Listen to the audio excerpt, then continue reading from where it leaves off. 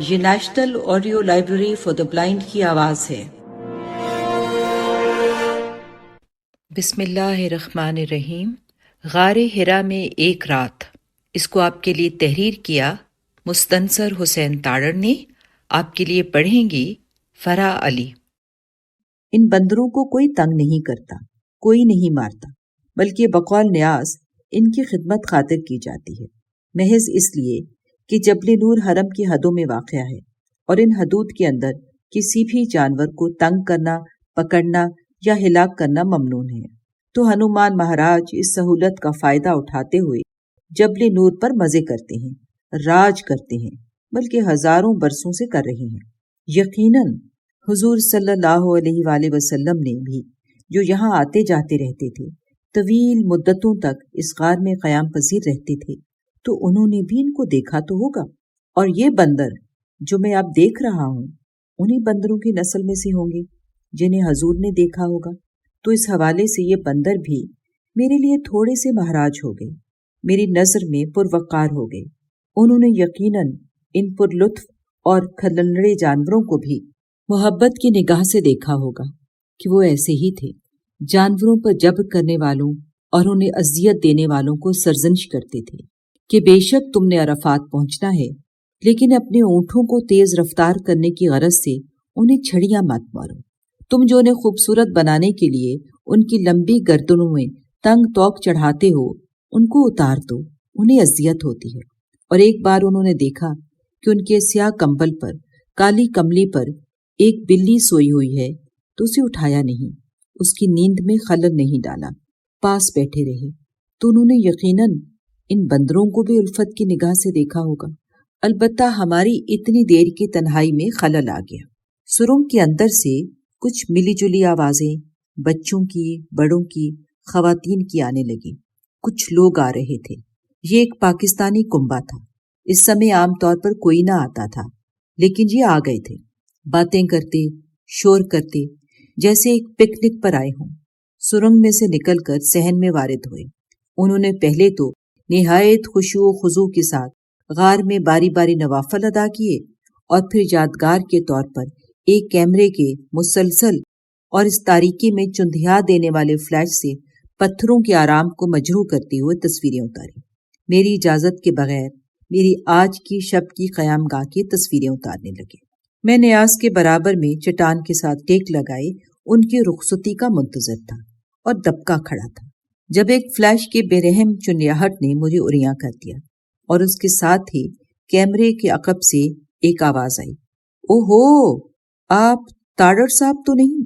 میں پہلے بھی عرض کر چکا ہوں کہ حج کے دوران میرے لیے ایک صعوبت تھی۔ جیسے کوڑ کا مارا ہوا مریض اپنے آپ کو لوگوں کی نظروں سے چھپاتا پھرتا ہے، ظاہر نہیں ہونا چاہتا، یہی میرا حال تھا کہ میں پہچانا نہیں جانا چاہتا تھا۔ ایک دو بار جب میں نے ناگواری کا اظہار کرتے ہوئے کہا کہ جی میں وہ نہیں ہوں، تو سمیر نے مجھے ڈانٹ دیا کہ ابا کیا کرتے ہو، حج کے دوران جھوٹ بولتے ہو۔ تو پھر میں احتیاط کرنے لگا، اس لیے میں نے یہاں بھی فوراً ہی اقرار کر لیا کہ جی میں ہوں، میں تو دیکھ نہیں سکتا تھا، اور جو صاحب مجھے دیکھ سکتے تھے انہوں نے نہایت پرمسرت انداز میں کہا، اوے بچوں ادھر دیکھو، یہ وہی ہیں، ان کو پہچانا؟ تمہارے چاچا جی ہیں، پتہ نہیں یہ کیسے آ گئے ہیں، کیسے آ گئے ہیں تاڑڑ صاحب، اوے ان کے ساتھ تصویریں کھچاؤ غار ہرا کے سامنے۔ تو میں بے پایاں خوشی کا اظہار کرتا ایک جعلی اور عاجزانہ مسکراہٹ لبوں پر منجمد کیے متعدد بچہ لوگ کے ساتھ متعدد تصویریں کھچواتا ہوں، اور فلیش کی روشنی صحن کے در و دیوار اور غار ہرا کے پتھروں کا کچھ لحاظ نہیں کرتی۔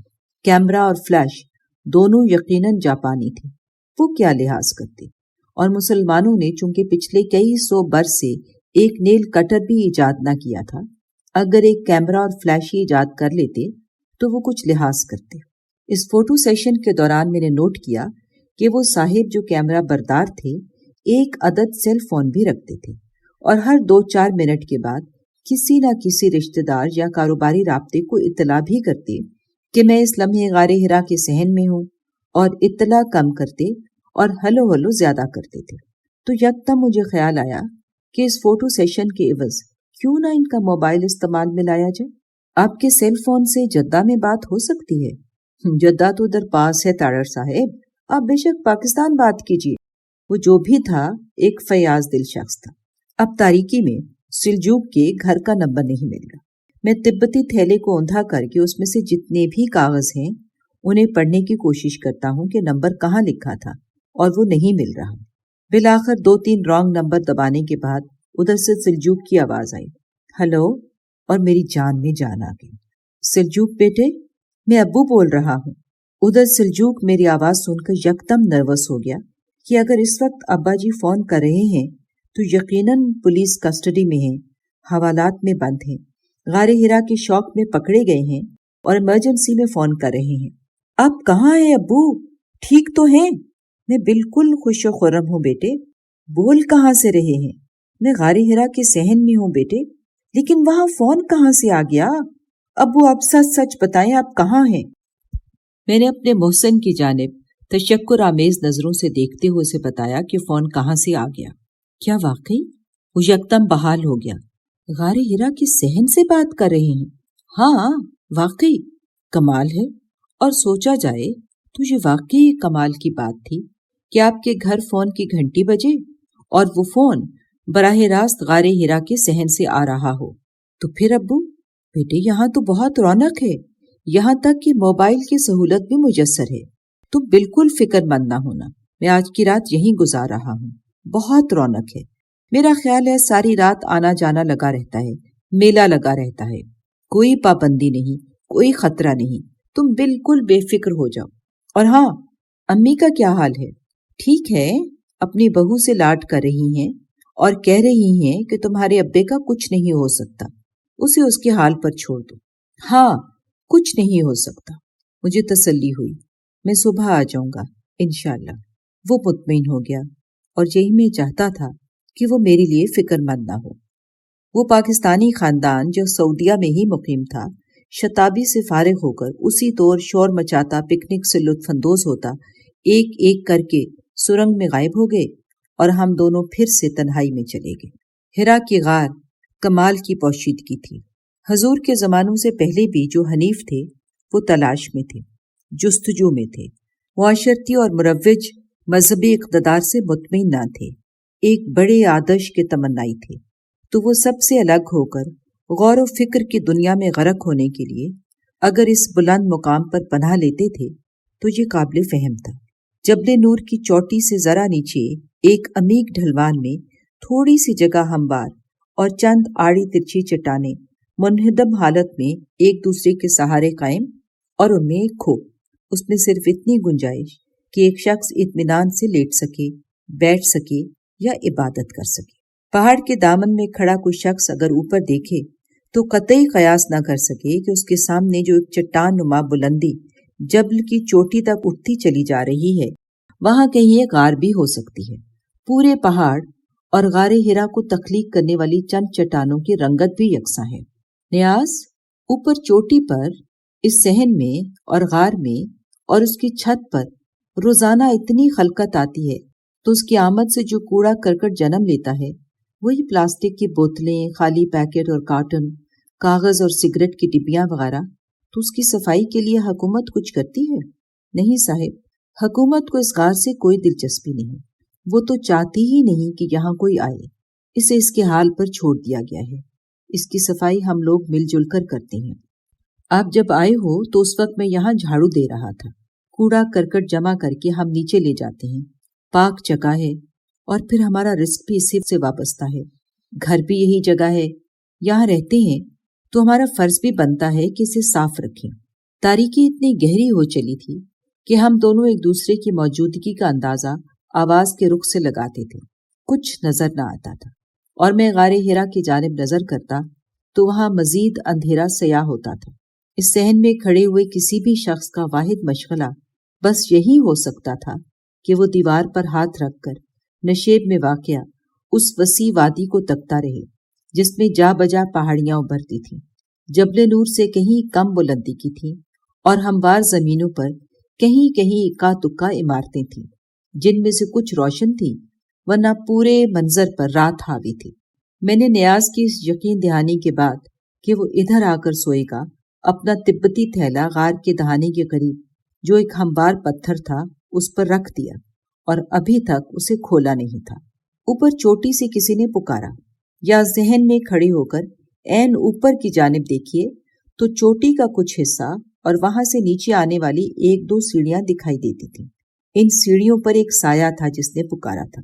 जाने कौन सी जबान में पुकारा था, और नियाज ने भी उसी जबान में जवाब दिया और फिर मुझसे मुखातिब होकर पूछा, आपके लिए रात का कुछ खाना वगैरह ले आऊं? कहाँ से? नीचे से। इधर तो चूल्हा वगैरह जलाने की इजाजत नहीं। नहीं शुक्रिया, मेरे पास बंदोबस्त है। तो आप बैठिए, मैं नीचे जा रहा हूँ खाना खाने के लिए। वो जाने के लिए सुरंग में दाखिल होने को था कि मैंने उसे रोक लिया। नियाज, आप नीचे जाओगे खाना खाने के लिए? मेरा ख्याल था इधर ही रहोगे। साहिब, खाना तो खाना है और वो नीचे मिलता है। मेरा ख्याल है कि मुस्कुरा रहा था, मेरी बिपता को समझ रहा था। तो ठीक है, कितने बजे वापस आओगे? मैं खासा खौफजदा हो गया। 3 घंटे तो लग ही जाएंगे, नीचे उतरते और फिर ऊपर आते। अभी 8 बजे थे, तो उसने 11 बजे के करीब लौटना था। वो चला तो मैं भी अपना थैला उठाकर साथ ही चला। मैं तो उसके बगैर इस तारीकी में गार के करीब तन्हा नहीं रह सकता था। तौबा, मुझ में इतनी बर्दाश्त न थी। मैं भी बाहर चलता हूँ, बंगाली बाबा के पास बैठकर तुम्हारी वापसी का इंतजार करूंगा। यहाँ क्यों नहीं ठहरते? यहाँ तो कोई भी नहीं। इसीलिए तो नहीं ठहर सकता कि कोई भी नहीं। गार ऐसे खाली कम मिलता है। कुछ पढ़ लो। मैंने जितना पढ़ना था पढ़ लिया। चलो। वो फिर मुस्कुराया होगा कि उसने इतना डरपोक जाहिर पहले कहाँ देखा होगा। सुरंग में दाखिल हुए तो वहां जाहिर है तारीकी की तह मजीद गहरी हो गई और टॉर्च की रोशनी उसे रोशन नहीं करती थी, बस धुंधला देती थी। मैंने महसूस किया कि सुरंग में से वापस जाना निस्बतन आसान है। दूसरी जानिब बरामद हुए तो वहां बंगाली बुद्धा बैक वक्त एक हाथ से तोंद खुजाता था और दूसरे हाथ से दाढ़ी संवारता था, और दूसरी जानिब सहन की निस्बत तारीकी बहुत मध्यम थी। वही हल्की सी लौ थी जो शहर मक्का की खाना काबा तक जाती घनी आबादियों की लाखों टिमटिमाती रोशनियों में से उठकर बमुश्किल यहाँ तक पहुंचती थी। जबले नूर का एक पासा जिधर बंगाली बाबे का छतर तना हुआ था रोशनी पे था, और दूसरा पासा जिधर गारे हिरा था तारीकी में खोया हुआ था। नियाज ने बंगाली बाबा के साथ कुछ राजो नियाज किए जो कि जाहिर है खाने के बारे में थे, और मुझे ये कहकर कि साहिब फिक्र ना करो, मैं अभी आता हूँ, सीढ़ियां चढ़ता चोटी के छप्पर तले मादूम हो गया। मैं बाबा बंगाली के खुद साख्ता लकड़ी के बेंच पर बिछी गदड़ी पर तिब्बती थैला गोद में लेकर बैठ गया। अब मैं था जबले नूर पर और बंगाली बाबा था, और वो हल्की रोशनी थी जो हम दोनों के चेहरों पर फैलती थी। बाबा बंगाली गुफ्तगू से परहेज करता था। मुझे बिल्कुल नजरअंदाज किए उसी बुद्धा हालत में बैठा रहा और तोंद और दाढ़ी को बैक वक्त खुजाता और संवारता रहा। जहां मैं बैठा था और जहां मेरे पांव धरे थे उनसे आगे बमुश्किल 1 कदम का फासला था, और उसके बाद वो खाई थी जो गिरती थी तो दामन तक सांस न लेती थी, इसलिए जरा संभल कर बैठना पड़ता था। इस बेंच से दाएं हाथ पर छप्पर की हदूद में खाई के किनारे थोड़ी सी हमवार जगह थी। मैं कुछ हिसाब किताब करता रहा। नियाज की सहन में मौजूदगी के बावजूद गार के अंदर तो मैं तन्हा हूंगा, और अगर वो नीचे जाता है, और जैसा कि उसने बताया था कि वो कभी नीचे भी रह जाता है, तो अगर वो रह गया तो मैं इस समय तो वापस जाने से रहा। मैंने बंगाली बाबा को गुफ्तगू पर माइल करने की निहायत आजिजाना कोशिश की कि मैं नियाज के बाद उसके रहमो करम पर था, लेकिन उसने हूं हाँ के सिवा कुछ न कहा। वो मुझे पसंद न करता था। मेरी खामखा की वहां मौजूदगी उसे नागवार गुजर रही थी। मैं उसकी प्राइवेसी में खलल डाल रहा था। उसे आदत थी कि ऊपर सीढ़ियों से कुछ जायर उतरे और वो उसे टॉर्च की रोशनी में सुरंग का रास्ता दिखाए, और फिर चंद लम्हों बाद वो गारे हिरा में नफल पढ़कर बरामद हो और चला जाए। उसे ये आदत ना थी कि एक जायर आए और वो भी अपना छोटा बैटरी के साथ खुद कफील होकर सुरंग में जाकर वापस आए तो यहीं ठहर जाए, उसकी जाती बेंच पर चिपक जाए और जाने का नाम न ले। बाबा, मैंने निहायत फकीराना अंदाज में कहा। उसने तौंद खुजानी मौकूफ की, लेकिन दाढ़ी बदस्तूर संवारता रहा। मैं अगर इस हमवार सतह पर आपके छप्पर तले अपना मुसल्ला बिछाकर इधर रात को सो जाऊं तो आपको कोई एतराज तो ना होगा? सो सकता हूं? हाँ, सो जाओ। यानी جو جی میں آئے کرو، میرا دماغ نہ کھو۔ شکریہ بابا جی۔ بابا جی، یہ میرا ملاقاتی کارڈ ہے، اگر کبھی پاکستان آئیں تو ملاقات کا شرف بخشیں۔ گلبرگ کی فردوس مارکیٹ میں کسی بھی دکاندار سے میرا پوچھ لیں، ان سے میرا ادھار چلتا ہے، اس لیے جانتے ہیں کہ میں کہاں رہتا ہوں۔ میں نے بینچ سے اٹھ کر اپنا کارڈ بابا کو پیش کیا۔ اس نے وصول کیا اور اپنی گدڑی تلے گھسیڑ دیا۔ ادھر بہت لوگ آتا ہے، کارڈ دیتا ہے، موراکو کا، شام کا، مصر کا، چین کا، تو ہم کدھر ان کے پاس جاتا ہے؟ ادھر کیوں سوتا ہے؟ تم کو اوپر لے جائے گا، ادھر ہوا لگتا ہے، ادھر سو جاؤ۔ آپ ادھر سوئے گا؟ ہاں، ادھر سوئے گا، یا کیا پتا ادھر سوئے گا، آج شاید ادھر سوئے گا۔ کب سوئے گا بابا؟ ابھی غسل کرے گا۔ کیا کرے گا؟ غسل، پانی کے ساتھ۔ اچھا، غسل کرے گا۔ تو بابا جی ادھر کوئی نلکا وغیرہ ہے مکہ کارپوریشن کا جدھر غسل کرے گا؟ نہیں۔ یہ بابا ذرا پگھلا، قدرے فرینڈلی ہوا۔ وہ مجھ میں کوئی خاص دلچسپی نہیں رکھتا تھا۔ وہ میرے جیسے بے وجہ سوال و جواب کرنے والے زائرین کا عادی تھا۔ اس کا رویہ غیر جانبدار تھا کہ میں اگر وہاں بیٹھا رہتا ہوں اور مصلی بچھا کر سو بھی جاتا ہوں تو اسے کچھ پرواہ نہ تھی، اور اگر رخصت ہو جاتا ہوں تو بھی اس کی زندگی میں کچھ فرق نہ پڑتا تھا۔ تو پہلی بار میرے یہ پوچھنے پر کہ بابا جی ادھر کوئی نلکا وغیرہ ہے، وہ ذرا پکھلا۔ نلکا کہاں ہوگا بابا، نیچے سے بوتل منگوایا ہے۔ اس نے منرل واٹر کی ایک بوتل گدڑی تلے سے برآمد کر کے اس کی نمائش کی۔ اس سے غسل کرے گا۔ اس سے؟ اس ایک بوتل پانی سے آپ سارے کا سارا نہائے گا؟ روز روز نہاتا ہے۔ میں نے جان لیا کہ وہ روز روز نہاتا ہے، اور اپنے بارے میں کچھ بتایا کہ میں کون ہوں، کہاں سے آیا ہوں، کیا کرتا ہوں، جو کچھ بڑھا چڑھا کر بتایا۔ لیکن میرا خیال ہے کہ وہ کچھ سن نہیں رہا تھا، اپنے قدموں تلے پھیلی وادی مکہ کی رات میں گم رہا۔ وہ مجھے توقع کے لائق نہیں سمجھتا تھا، لیکن اس کی توجہ حاصل کرنا میری مجبوری تھی۔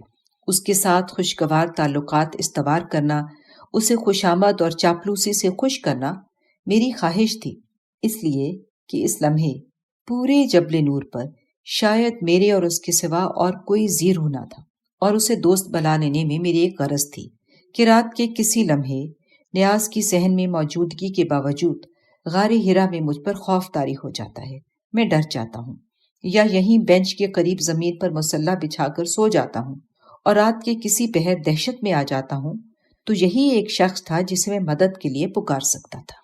ڈر جانے میں کوئی شرمندگی نہ تھی۔ وہ غار تو ایسی تھی کہ میرے بابا بھی ڈر جایا کرتے تھے، اسی لیے تو ہماری ماں خدیجہ ان کی ڈھارس بندھانے کی خاطر اسی کھائی کے دامن میں جو میرے قدموں سے شروع ہوتی تھی خیمہ زن ہوتی تھی۔ چنانچہ اس بنگالی بابا کی خوشنودی حاصل کرنے کی خاطر میں زندگی بھر کا چاپلوسی اور خوشامد کا تجربہ بروئے کار لانے لگا۔ مجھے ایک اور غرض بھی تھی۔ یہ ایک نہایت انوکھا اور یکتا کردار تھا، اور میں اس کی زندگی کے بارے میں کچھ جاننے کا متمنی تھا۔ آپ ہی فیصلہ کیجئے کہ ایک شخص ہے جس کا کام صرف یہ ہے کہ وہ ذرا آگے ہو کر ایک تاریک سرنگ میں ٹارچ سے روشنی کرتا ہے تاکہ زائروں کو آسانی ہو، اور وہ سرنگ غار ہرا کو جاتی ہے۔ یہ شخص اور کچھ نہیں کرتا، برسوں سے ایک بے آباد پہاڑ پر رہتا ہے جہاں پینے کے لیے بھی پانی نہیں ہے، اور کھانا بھی 1.5 گھنٹے کی اترائی کے بعد کہیں دامن میں ملتا ہے۔ اور یہ شخص عام طور پر ہرا کے قدیم پہاڑ پر تنہا سوتا ہے کئی برسوں سے۔ تو کیا اس سے انوکھا اور الگ کردار آپ کے تصور میں آ سکتا ہے؟ یہاں ایک وضاحت گوشے گزار کر دوں، بابا بنگالی کی جو گفتگو میں درج کر رہا ہوں، جو مکالمے میں لکھ رہا ہوں، وہ قطعی طور پر اتنے واضح اور آسانی سے سمجھ آنے والے لہجے میں نہیں تھے۔ اسے اردو کے محدود چند الفاظ ہی آتے تھے، اور وہ بھی ٹھیٹھ بنگالی لہجے میں ادا کرتا تھا۔ اس کے علاوہ وہ شدھ بنگالی میں ہی بولتا چلا جاتا تھا۔ میں بہت ٹامک ٹوئیاں مارتا کہ بابا کیا کہہ رہا ہے، نہایت غور سے ایک ایک لفظ اپنے اندر اتارتا، کبھی کچھ مفہوم پلے پڑ جاتا اور اکثر مکمل طور پر بے خبر رہتا۔ تو جو تھوڑا بہت سمجھ میں آتا وہ بھی مرحوم مشرقی پاکستان کے ساتھ جو عارضی وابستگی نصیب رہی تھی اس کا مرہون منت تھا۔ تو بنگالی بابا کی جو بول چال میں لکھ رہا ہوں اس کی ادائیگی ہو بہو یوں نہ تھی، محض میری سمجھ میں جو آتا تھا اسی کا بیان ہے۔ بابا، آپ کا پورا نام کیا ہے؟ نور اللہ۔ اس نے اللہ کو درست عربی مخرج میں ادا کیا۔ رہتا بھی جبل نور پر ہے تو نور اللہ، میرا بھائی ہے ایک ہدایت اللہ، ایک اور بھائی ہے شفا اللہ، اور بھی بھائی ہے اس کا نام بھی ایسا ہی ہے۔ میں یہاں سگریٹ پی لوں؟ ہاں پی لو، سب پیتا ہے۔ تو اب کتنے عرصے سے اپنے بنگال کو تیاگ کر بلکہ دنیا چھوڑ کر ادھر بیٹھا ہوا ہے؟ بہت برس ہو گیا، میرا خیال ہے 6-7 برس ہو گیا، یا شاید 8 برس ہو گیا، کچھ پتا نہیں۔ بنگال میں بال بچہ ہے؟ ہاں ہے۔ کتنا ہے؟ بہت ہے، بڑا بڑا ہے۔ کبھی ان سے ملتا نہیں؟ کیوں نہیں ملتا؟ 1 سال وہ ادھر آ جاتا ہے مجھ سے ملنے کے لیے، 1 سال ہم چلا جاتا ہے، یعنی بابا جی مسلسل قیام میں نہ رہتے تھے۔ آپ کا بچہ جو بڑا بڑا ہے وہ آپ کو یاد نہیں کرتا کہ بابا ہمارے پاس کیوں نہیں رہتا؟ یاد کرتا ہے، ان کو پیسہ بھیجتا ہے اس لیے بھی یاد کرتا ہے۔ آپ کبھی خانہ کعبہ نہیں جاتا؟ جاتا ہے، جمعہ کا روز نیچے اترتا ہے۔ نیچے اترنا مشکل کام ہے بوڑھا لوگوں کے لیے۔ ویگن میں بیٹھ کے کعبہ جاتا ہے اور ادھر جمعہ کا نماز پڑھ کر شام کو واپس آ جاتا ہے۔ ہر جمعہ نہیں، کبھی کبھی کا جمعہ۔ یہ چھپر آپ نے خود بنایا ہے جس کے نیچے رہتا ہے؟ نہیں، خود کیسے بنا تھا؟ پاکستانی لوگوں نے جو کچھ ادھر ادھر سے ملا اس سے بنایا، نیچے سے کچھ نہیں لایا۔ بس یہ 2 بانس ہے، اوپر کچھ پرانا کپڑا اور پلاسٹک کا موٹا والا شیٹ ہے۔ بارش ہوتی ہے تو کیا کرتا ہے؟ گار کے اندر چلا جاتا ہے، ادھر سو جاتا ہے، پر اندر گرمی بہت ہوتا ہے۔ ویسے آپ ادھر بالکل کھائی کے کنارے رہتا ہے، چلتا پھرتا ہے، رات کے وقت بھی تو بے دھیانی میں کبھی گرتا نہیں؟ نہیں، یہ ہمارا گھر کے مافک ہے، اس میں نہیں گرتا۔ اب میں نے ایک نہایت نازک اگرچہ ناگزیر سوال جو بہت دیر سے میرے ذہن میں کل بلا رہا تھا پوچھا۔ بابا، ادھر ہوائج ضروریہ کیسے کرتا ہے؟ کیا کرتا ہے؟ وہ ٹوائلٹ، پیشاب وغیرہ؟ نور اللہ ذرا اپنے سنگھاسن سے ڈولا، تھوڑا آگے ہوا اور ٹارچ روشن کر کے میرے قدموں کے قریب اس کی روشنی مرکوز کی۔ ادھر سے نیچے اترتا ہے، راستہ بنا لیا ہے، بس 10-12 قدم نیچے ہوتا ہے تو ادھر بندوبست ہے۔ جائے گا؟ نہیں، ابھی نہیں۔ تو ہم جاتا ہے، پہلے نیچے جائے گا بندوبست کے پاس، پھر آئے گا۔ اس نے پلاسٹک کی بوتل سنبھالی اور ہولے ہولے اندھیرے میں چلا گیا۔ میں تنہا رہ گیا، ایک ڈولتے ہوئے بینچ پر، گود میں تھیلا رکھے، جبل نور کی چوٹی کے عین نیچے ایک کھائی کے کنارے، ہلکی روشنی میں تنہا رہ گیا۔ وہ ہلکی روشنی میرے چہرے پر سفید پھوار کے مانند چھوتی محسوس ہوتی تھی۔ میرے قدموں تلے، معاف کیجیے گا کہنا میں یہ چاہتا ہوں کہ نیچے دامن میں مکہ کا شہر تھا پھیلا ہوا، اور اس سے پرے ایک ہیولا سا تھا، ایک پہاڑ کا، جس کے اندر غار سور تھا، جس کے اندر یار تھا اور یار غار تھا۔ میں نے سوچا کہ اگر نیاز کے ساتھ کوئی مسئلہ ہو جاتا ہے تو یہیں بینچ کے قریب مسلح بچھا کر پڑا رہوں گا، اگرچہ احتیاط کرنی ہوگی۔ کروٹ بدلنے سے کھائی میں گرنے کا احتمال تھا، لیکن صرف اس صورت میں اگر بابا بھی یہیں سو جائے۔ اگر وہ اوپر جا کر سوتا ہے جہاں ہوا چلتا ہے تو میں بھی ادھر چلا جاؤں گا۔ تنہا یہاں بھی سونا مشکل تھا۔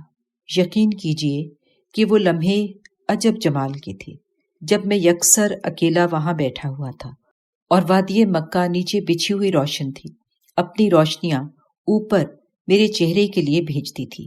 ان کی لو سے میں محسوس کر سکتا تھا کہ وہ میرے رخساروں کے مساموں میں جذب ہو رہی ہیں۔ ڈر بھی سراسر رخصت ہو گیا اور میرا پورا بدن تھکن سے بے نیاز ہوا۔ راج ہنس کے ایک پر کے مانند ہلکا پھلکا ہو گیا، کھل گیا۔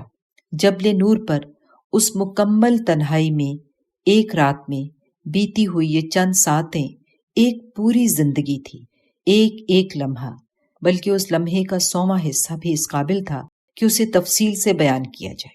میرے آس پاس اترنے والی رات، ہر پتھر، ایک تنہا سوکھا ہوا شجر، چوٹی کے عین نیچے معلق سیڑھیاں، چھپر، وادی مکہ کی بستیوں میں جو لاکھوں روشنیاں تھیں، ہر ایک روشنی، یہاں تک کہ بابے کی میلی کچیلی گدڑیوں میں سے آتی ہوئی کچھ بو بھی، اور خاص طور پر وہ لو جو جبل نور میں عکس ہوتی اسے واقعی نور کا پہاڑ بنا رہی تھی، اور یہ مکمل تنہائی اس لائق تھے کہ ان کی ایک ایک تفصیل ذہن میں اتاری جائے، اسے زندگی بھر یاد کیا جائے۔ میرے پاؤں تلے جوگز تلے جو سنگریزے تھے، ان میں سے ہر ایک سنگریزے کا لمس بھی بیان کیا جائے۔ اس ہلکی روشنی میں، مدھم لو میں، میرا پورا وجود یوں دکھائی دے رہا تھا جیسے صحرا کی سرد رات میں سلگتے الاؤ کے قریب بیٹھے ہوئے ایک مسافر کا چہرہ دور سے دکھائی دیتا ہے۔ جس منظر میں تھا اور جو منظر میرے آس پاس اور نشیب میں پھیلا ہوا تھا، وہ مجھے دکھائی دے رہا تھا۔ اسے میں کیسے بیان کروں کہ وہ آپ کو بھی ویسا ہی دکھائی دے؟ شاید ایک روایت کام آ جائے۔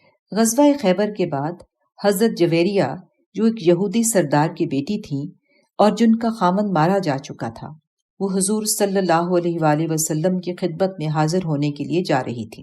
حضرت عائشہ صدیقہ رضی اللہ تعالی عنہا انہیں جاتے ہوئے دیکھ کر حسد کا شکار ہوتی تھیں اور کہتی ہیں، برا ہو تیرا، تو مجھے جیسے دکھائی دے رہی ہے تو ایسے ہی رسول اللہ کو دکھائی دے گی، اس لیے کہ حضرت جویریہ بے حد خوش شکل تھی۔ تو جیسے یہ منظر مجھے دکھائی دے رہا تھا، کیسے بیان کروں کہ وہ آپ کو ویسا ہی دکھائی دے؟ اور میں اس منظر کے اندر اس کو دیکھتا ہوا مسلسل مسرت سے بھیگتا، اس کے کیف کو بدن میں سموتا ایک معصوم بچے کی مانند مسکراتا جا رہا تھا۔ اور تب اس لمحے میں نے اپنے آپ سے یہ سوال کیا کہ اے تاڑڑ، تم کہاں بیٹھے ہوئے ہو؟ اور جب یہ سوال میرے ذہن میں آیا اور اس کا جواب آیا کہ جبل نور پر غار ہرا میں اترنے والی سرنگ کے دہانے پر ایک رات میں بالکل تنہا یہ میں ہوں، تو میرے جسے میں ایک جھرجھری سی آ گئی کہ میں کہاں بیٹھا ہوا ہوں۔ اور اس لمحے جب صرف 1 گھنٹے کے مسافت پر واقع اما حوا کے شہر جدہ کے کمپاؤنڈ میں اس سوئمنگ پول کے کنارے ولا کی پہلی منزل پر میری بہو ڈینٹل سرجری کی طبیز کتابوں پر اپنی سرسبز آنکھیں جھکائے ان میں غرق ہوگی، اور نیچے ڈرائنگ روم میں میمونہ نہایت مؤدب بیٹھی شاید ٹیلی ویژن دیکھ رہی ہوگی یا کھانا بنا رہی ہوگی کہ چکن نوڈل سے اس کی تسلی نہ ہوئی ہوگی، اور مؤدب اس لیے کہ آئیکیا سٹور سے حال ہی میں خریدے گئے صوفے سفید رنگ کے تھے اور وہ اپنے لاہور کے گھر میں صوفے پر ٹانگیں سمیٹ کر پھسکڑا مار کر ٹیلی ویژن دیکھنے کی عادی تھی، لیکن یہاں احتیاط کرتی تھی کہ ایسا کرنے سے کہیں ان صوفوں کی سفیدی پر کوئی نشان نہ ابھر آئے اور بہو رانی یہ نہ سمجھ لے کہ ساس صاحبہ تو بالکل پینڈو ہیں جو اس انداز میں بیٹھتی ہیں۔ اور بہت دور شہر مکہ سے شہر لاہور تک جتنے فاصلے ہیں ان کے پار سمیر اس لمحے جانے کہاں مصروف ہوگا، کسی نئے ریستوران میں قہقہے لگاتا یا اپنے کمرے میں ڈرائنگ کرتا، اور وہ سب یہ کیسے جان سکتے تھے کہ میں اس لمحے کہاں ہوں، جبل نور پر تنہا ہوں، تبتی تھیلے گود میں رکھے اس رات کے انتظار میں ہوں جو میں نے غار ہرا میں بسر کرنی ہے۔ وہ سب یہ کیسے جان سکتے تھے؟ ایک سرسراہٹ سی ہوئی، جیسے میرے آس پاس سے کچھ گزر گیا ہو، میرے پاؤں کے قریب سے کسی شے کا گزر ہوا ہو۔ میرا بدن جو ڈر سے خالی ہو چکا تھا، اس سرسراہٹ نے اسے پھر سے بھر دیا۔ کچھ تھا، لیکن پتہ نہیں کیا تھا، اور کچھ نہیں، بہت کچھ تھا۔ سرسراہٹ ایک نہ تھی۔ میں نے چوکنے ہو کر نہایت غور سے آس پاس نگاہ کی۔ غور کرنے سے وہ کچھ نظر آنے لگا، تاریکی میں سرسراتے، چٹانوں سے اترتے، میرے ارد گرد منڈلاتے، میری موجودگی کو خاطر میں نہ لاتے، کچھ سستی سے ٹہلتے اور کچھ بھاگ دوڑ کرتے، چوہا نما کچھ بڑے بڑے سے جانور تھے۔ وہ ہمارے نانگا پربت، درہ خنجراب اور دیوسائی میدان میں پائے جانے والے مارموٹ سے تھے، لیکن اتنے مزیدار اور کیوٹ نہ تھے، ان جیسے تھے۔ میں نے ایسی شکل کے جانور پہلے کبھی نہ دیکھے تھے۔ وہ خاصے فرینڈلی تھے، میرے پاؤں کے آس پاس بے خطر گھومتے تھے، یکدم ہی نمودار ہو گئے تھے، کبھی کسی پتھر پر چڑھتے اور کبھی اترائی میں کود جاتے۔ میں دم روکے بیٹھا رہا کہ جانے کیا چیزیں ہیں، کہیں میرے ہلنے جلنے سے مجھ پر حملہ ہی نہ کر دیں۔ پتہ نہیں کیا ہے، کیا پتہ آسیب ہوں۔ اس ڈر آلود کیفیت میں دم روکے بیٹھا ہوں تو کیا دیکھتا ہوں کہ چوٹی سے اترنے والی سیڑھیوں سے ایک لبادے لہراتا جوڑا دھیرے دھیرے اتر رہا ہے، ایک دراز قامت گرچہ فربا سعودی نوجوان اور اس کی فی الحال ایک اہلیہ۔ وہ اتر کر جب مجھ تک، میرے چھپر تک، کہ یہ چھپر فی الحال میری عارضی ملکیت میں ہی تھا، وہ پہنچے تو میں نے بلا سوچے سمجھے بنگالی بابا کا فریضہ سر انجام دیتے ہوئے اپنی چھوٹی ٹارچ روشن کر کے ان کے لیے تنگ سرنگ کی اندھی تاریکی میں راستہ بنایا۔ نوجوان نے عربی میں کچھ کہا، شاید میرا شکریہ ادا کیا، یہ سمجھتے ہوئے کہ میں ازل سے ادھر ہی ہوں اور یہی میرا پیشہ ہے۔ وہ دونوں آپس میں کھسر پھسر کرتے سرنگ میں چلے گئے۔ اتنی دیر میں بابا بنگالی نہایت فراغت سے توند کھجاتا فارغ ہو کر اوپر آ گیا۔ اس کی منرل واٹر کی بوتل کا کچھ پانی صرف ہو چکا تھا۔ وہ میرے پاس بیٹھا نہیں، اپنی گدڑیوں میں سے ایک لنگوٹ سا برآمد کر کے اسے سونگتا اوپر جانے لگا تو میں نے پوچھا، نور اللہ، اب کدھر جاتے ہو؟ اب ہم غسل کرے گا اوپر جا کر، بہت پانی ہے،